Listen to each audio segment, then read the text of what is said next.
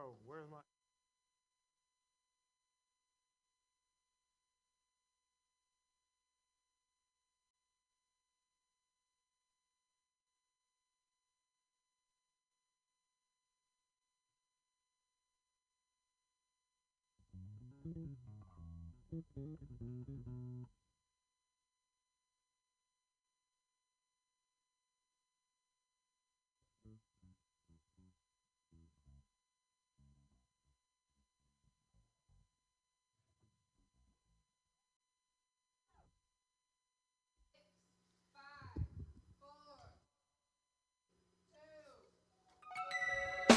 All right, everybody, get up out your seat, because it's time to start the Sisaundra Show!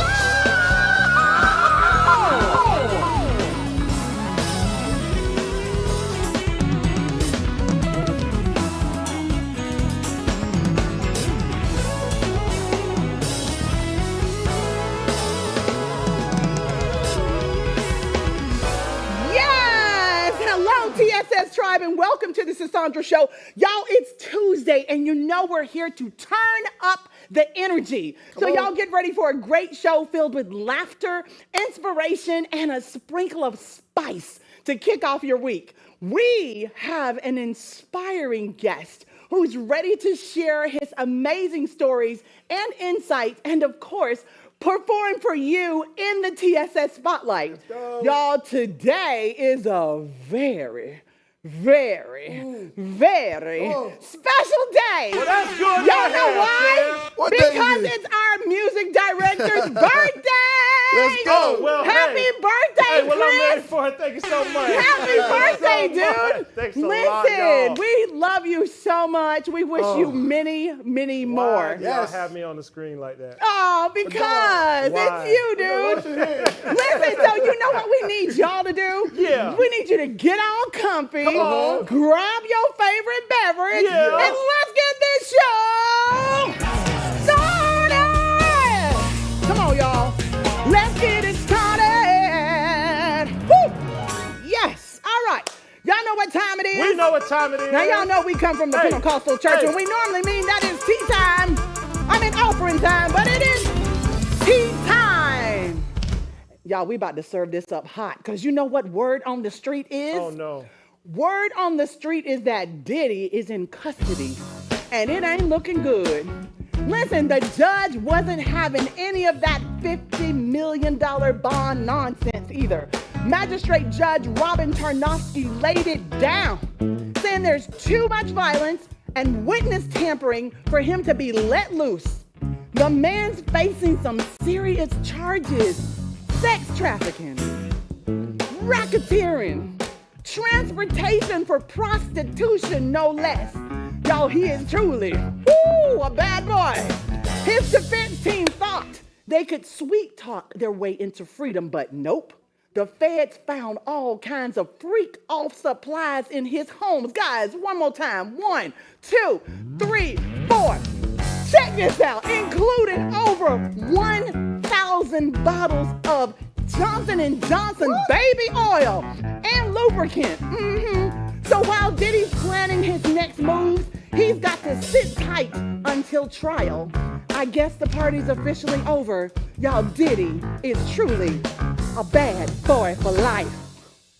Come on. Don't play with me. Ain't no come on. All right, so let's move on to this next story. Baby oil, come on. Woo, J.D. Vance. What are you doing? So the Republican vice president candidate just confessed. Now let's see if this story spreads as quickly and crazily as the lie he told. The Republican VP candidate just confessed to cooking up some straight up racist rumors about our Haitian immigrants in Ohio. On CNN, he admitted to fabricating stories about them abducting pets. Yes, you heard that right. Vance claimed he was just creating stories for media attention. But come on, really? He's using these ridiculous tales to distract from real issues like economic inequality. Come on, Let's talk about the real thing. Yeah. Pete Buttigieg didn't hold back calling him out on Twitter for his lies. Vance might want to rethink his strategy, don't you think? Because this ain't it. Nope. Don't be that bad boy. What the heck, man? Isn't that crazy? Terrible. Like, how could you make up stuff like that? And then everybody's kind of pretty much go with what you're saying to continue the story. Yeah. But Trump did say, I didn't talk to J.D. Vance. Maybe he really Woo! did it. That's Maybe interesting. He really did it. All right, so listen, let's talk about this next story. Speaking of this fake animal eating situation, Ohio Governor Mike DeWine is here to set the record straight. This is what the governor of Ohio said. Haitians are not out here eating pets in Springfield. He made it crystal clear that there's zero evidence to support those bizarre claims. In fact, he praised the Haitian community for their contributions to the local economy. They're working hard and helping businesses grow. So let's drop the nonsense. Meanwhile, ever since Donald Trump, J.D. Vance, and Elon sparked this whole thing, bomb threats hit 2 hospitals today, all thanks to the chaos sparked by those ridiculous rumors. It's time to focus on facts, people. right. It's time to focus. Big Y'all know time. who else came on? John Legend came on Yes. and said he is from Springfield, Ohio.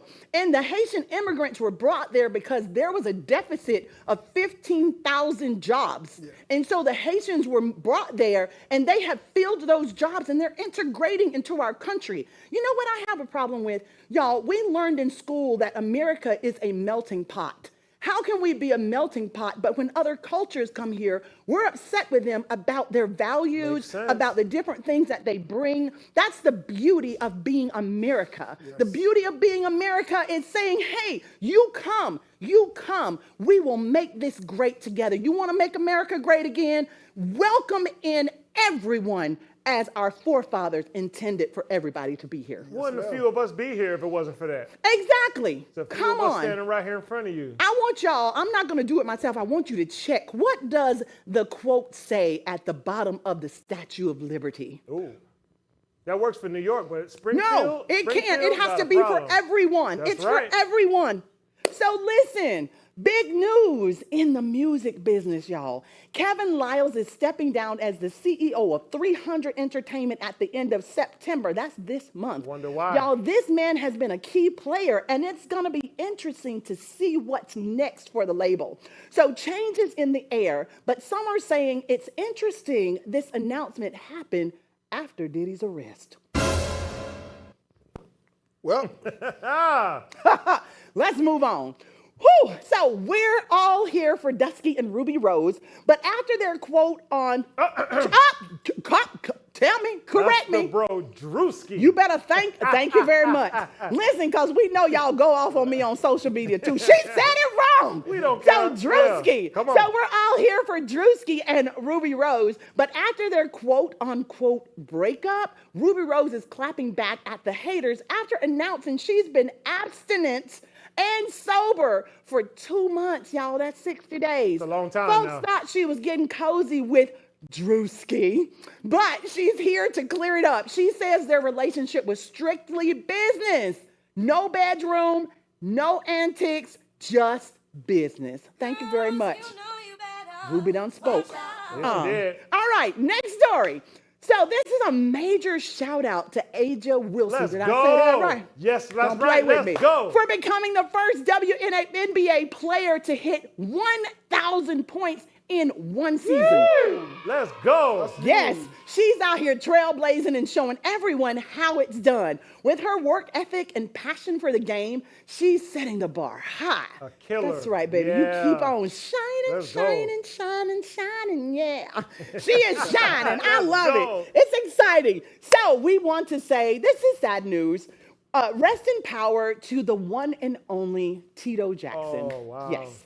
He passed away. We are heartbroken to hear that Tito Jackson has passed away at 70 years old. A close friend believes he may have suffered a heart attack while traveling.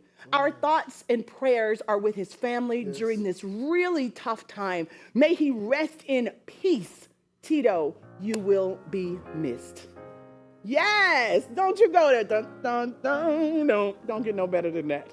Woo! All right, so Today was a beautiful homegoing service for Richie Homie Quan. Y'all gonna kill me today. It's all right.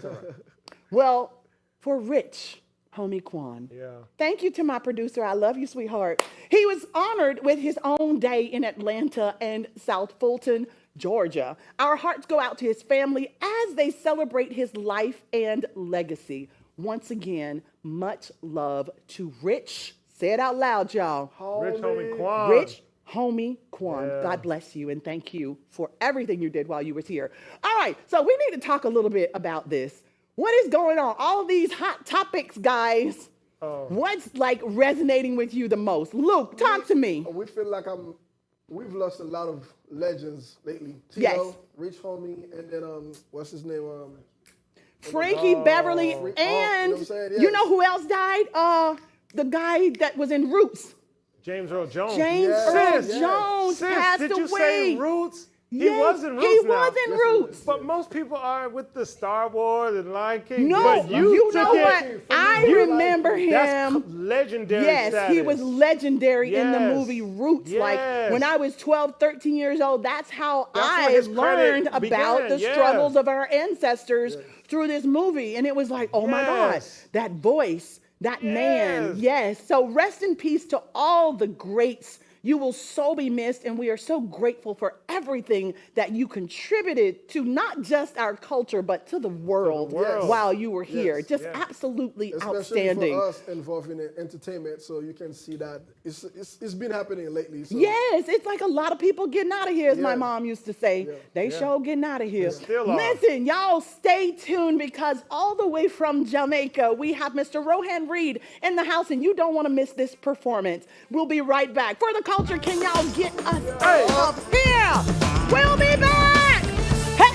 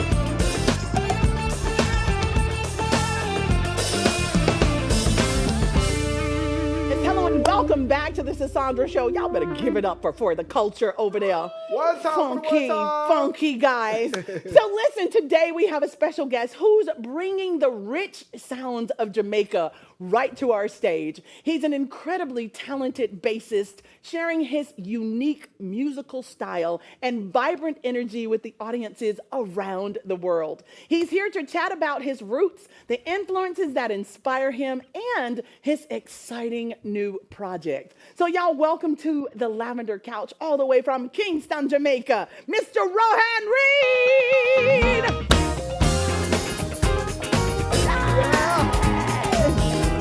What's up? Welcome! Please have a seat.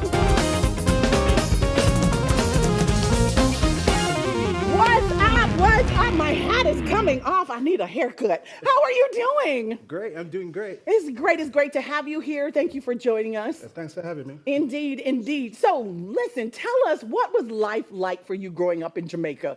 Are there any favorite childhood memories that stick for you? I have many. You have many. I have many. Okay, you can tell us one. But in terms of music, at 5, my uncle took me to a concert that he was playing, and I saw this amazing guitar player. And my uncle was a bass player. I wanted to play the bass. So I saw this amazing guitar player, and I said to myself, I want to play bass like how he plays guitar. Wow. And I went home and bothered my dad, like, Dad, I want to play. He said, no, you're too young. At 5? Yes, on your 6th birthday, I'll teach you something. And he did. At 6 years old, your dad started teaching 2 weeks you. after that, he came home, I was playing everything off the radio. 2 And he said, you're weeks? coming to church and I'm playing those music. So that's my favorite. So That's my favorite story. you couldn't play secular music, No, you couldn't. but within 2 weeks, Yeah, I was at playing- 5 years old, At 6, at 6. at 6 years old, that's amazing. So I'd love to hear about the music that inspired you back then. What kind of sounds were you vibing to? Well, I was vibing to Jackson's. I was vibing to Andre Crouch. Okay. I was vibing to country and western artists. Jim Reeves. Country? Okay. Yes. Louvin Brothers. I hear country's huge in Jamaica. It's huge back then. And, you know, the Dennis Brown, the Bob Yes. Marley was a must. Those But I are was not strong allowed to play influences. those. Really? You're from Jamaica, but you weren't allowed to play some of the greatest Jamaican music No, I wasn't ever allowed. made at I the still time. would practice them. I know that's right. Yeah. So how do you keep your Jamaican roots alive in your music? What does that look like for you? Well, it's me. It's a part of me. So it's hard to get rid of it. It's in the DNA. Yeah, it's in the DNA. So people hear me play and they say, your approach is a little different. It's because of my world music, Jamaican, and what people don't know is growing up, we had 2 radio stations. And they played everything. It wasn't not just reggae, it was everything. And then we'd get stations from across to Cuba. Ah. So people hear me play something with a Spanish influence and like, how you learn to play? We grew up listening to those things. Wow. So those things are part of my DNA. So, and then gospel. So I'm all over the place. You're all over the place. You're a fusion of all of those things. Yes. All right. So you've toured with some incredible artists. Can you give us some of the names of the amazing artists you've toured with? Well, I've toured with the Original Wailers. I've toured with Jimmy Cliff. Okay. One of Jimmy Cliff's songs. Give us one of the big I songs. see clearly now the rain has come. Yes! Yeah. Gonna be Cool all down the right. tada. Get Out. That's just major hits. Yeah, major hits. That's so, and more? Yes. Okay. So I've toured across genres because I did 9 years with Yandel. Oh, wow. So I did Yandel, the Winston and Yandel. That's Huge the most artist. popular Spanish duo in the history of. In history. Yeah. Yes. And John did some of that too. He sure did. What's up, John? Tell him out there. We stole John from Yandel. Okay. And then I'm currently touring with Wycliffe John on and off. That's awesome. And with Irene Cara, I did some work with Irene. Yes. I've toured with What her. a great loss Yes. she was to the music industry. But I mean, legends that you've worked with. Growing up, did you face any challenges that really shaped your journey as a musician? Oh, yes. Do Do tell. So I can give you a lot of stories, but we have limited time. That's true. So at 10, I became a part of the most popular gospel group there is. Grace Trillers in the Caribbean. Ah. So we did tours every summer. But sometime I would get back to school. Instead of get back to school in August, I get back to school in end of September. Oh, wow. So you missed a lot of school touring. I missed school. I missed certain things. I missed doing track and field because at the time you couldn't do track and field if you go to school late. So, and that was my other sport that I really Right. liked. But those some of the challenges. Some of the challenges that I grew up with is we couldn't afford certain things. I'm going to tell you this. I started playing at 6, and I owned my first instrument at 21. Are you serious? Yep. Wow. I owned my first guitar at 21. It took that And I was many years? playing right around the world, around the country, every. So you just pick up somebody else's instrument and just burn it up and then give No, it you back just to them? no. Basically, you play for the Lord. So, Okay, amen. Hallelujah. so you tour the world, you still play for the Lord. Amen. Exactly. That's right. Right. So I remember one time I had a Pastor Blair's guitar at the house, keeping it, and we had a barbecue at Colorado High School. So the school band was going to play. No, I couldn't tell my parents that I'm going to play because it's secular music. Right. So I did take the guitar and play. I came home the night and my daddy saw me. My mom saw me. And they're like, where you coming from? I said, Color Barbecue. She said, you took the pastor man guitar to play secular music?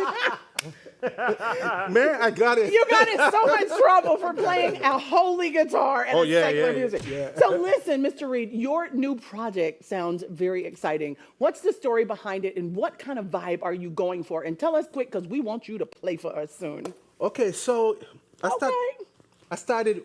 Yeah, Come on. I got you. Hey, we got a CD, y'all. So I started this one in the pandemic. So I had time to work. Yes, you did. And with me, the hardest thing for me to do is to say what direction I go because I'm from so many different places. But I decided I'm going to do smooth jazz with a little edge because I'm not really that smooth jazz guy. Right. I can do it, but I'm more edgy, a little edgy. So I started on my own, and I brought in people like Jermaine Tate on keys to produce with me. Yes. David Grant. Yes. Derek Harvin. Come on, yes. Chris Baptiste play on the track. Come on, Chris. Okay. Oh my gosh, thank you, sir. And so I just start the ball rolling and get Jalen. Who was on drums? Jalen Moore. Okay. And Jesse, Jesse's on every Jesse project. Caraballo. No, this is the first project that John is not on. Because John's not on it because we have John. He's so busy. So listen, we are going to be just totally in awe of you as you step into the TSS spotlight.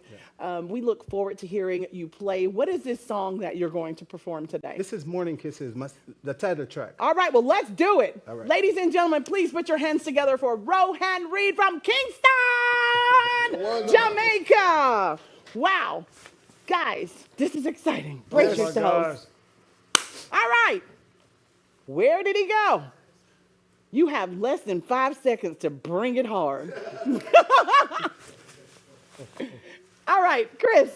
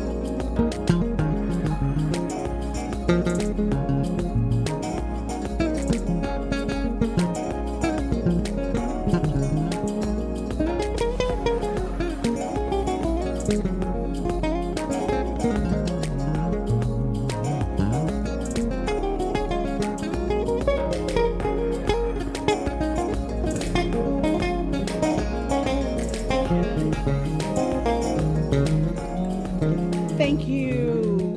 Ladies and gentlemen, Mr. Rohan Reed, to our viewers, God bless you. Until next time, we'll be right here. Thank you so much. Y'all check out his music on every platform. Woo! That QR code at the bottom of your screen.